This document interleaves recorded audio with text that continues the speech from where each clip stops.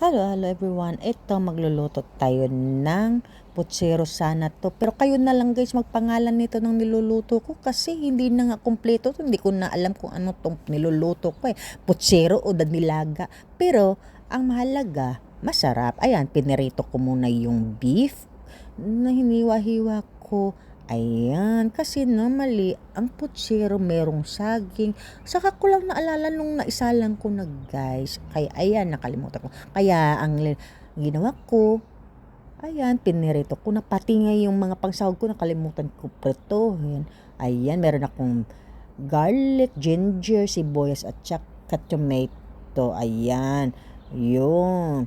Tapos, nilagay ko na yung garlic hanggang mag golden brown. O pala guys, sa mga hindi pa nakapollow, please don't forget to follow and share my profile, Jackie Defra. Ayan, nilagay ko na rin yung ginger para at least malasa at saka aromatic siya. At saka yung sibuyas.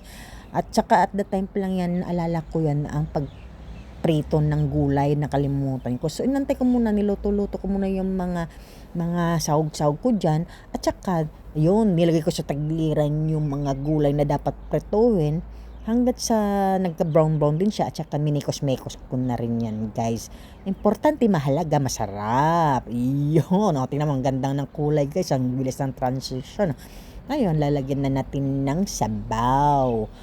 Bahala na kayo kung gaano karaming sabaw ang gusto nyo. Ang sa akin, tanansya ko lang na para lumambot yung karne at saka maluto na rin. Naglagay na rin tayo ng pampalasa para mag-absorb yung lasa niya mismo sa karne. Ayan, naglagay ko ng paminta, patis, at saka naglagay ako ng vegetable powder.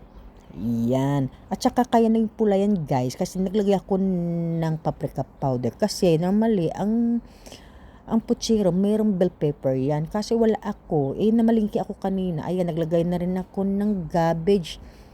At saka hindi na ako pwedeng bumalik kasi mga pabalik-balik. Alam nyo naman na kailangan mabilisan tayo kumilos dito sa that time ngayon. Kaya ayan. Oo nga pala guys, maraming salamat sa walang sawang panonood ng mga video ko at pagsusuporta nyo sa akin. Maraming salamat and God bless to you all and God bless to us. Thank you!